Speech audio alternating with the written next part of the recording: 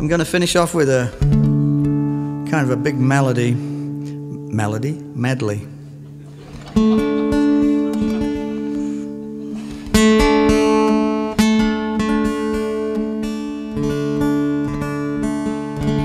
When I lived in the States,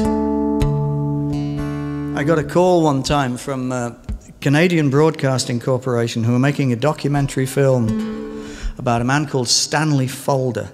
Stanley Folder was from Jasper, Alberta, and his nickname was the Jasper Songbird because he was a little bit simple and he kind of went around whistling all the time and singing songs. And he found himself working on the oil, which a lot of people, of course, in Alberta did, and he found himself, instead of in Alberta any longer, he found himself in Texas, where he was framed for the murder of the mother of Phillips Petroleum. He spent 22 years on death row, and he'd been cleared once, and a great deal of money was thrown at bribing witnesses so that he could be retried. And he was back in jail and remained there for 22 years. It was actually against international law that he be there. There was so much wrong with it, it was ridiculous. And they made a documentary, and they asked me if I would contribute a couple of themes to this documentary. And I was up in Edmonton to play the festival, and I said, well, you know, I'll have a small window of opportunity. I think it's Thursday evening, if you could get a studio.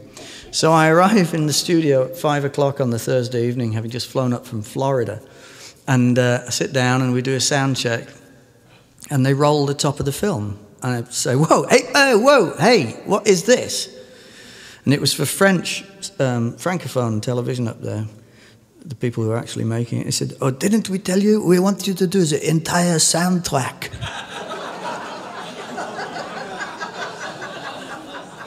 It's a 50-minute film, and I had not seen any of it at all. I mean, I knew what it was about, obviously, but I hadn't seen any of it. So I said, oh, well, it's nice of you to tell me. Shall we just roll film then, and I'll play when I think it's appropriate? Yes, and we have a few ideas as well.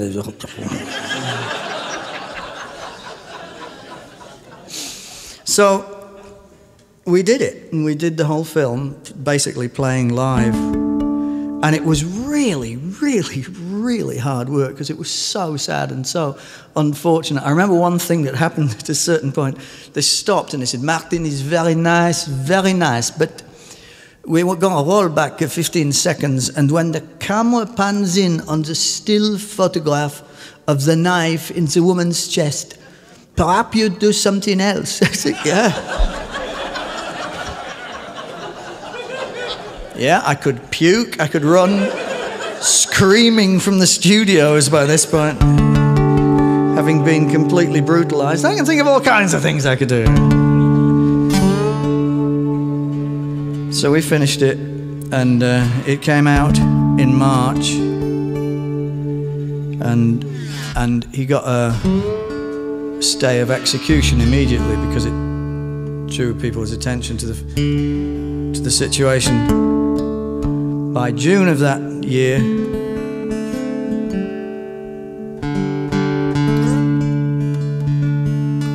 when people were looking the other way, George W. Bush, who at the time was the governor of Texas, signed off on Stanley Folder, and he was executed. Good old George W., eh? Said it never took him longer than 15 minutes to make up his mind whether the 192 people he had executed should live or die. Congratulations on your regime change, may I say.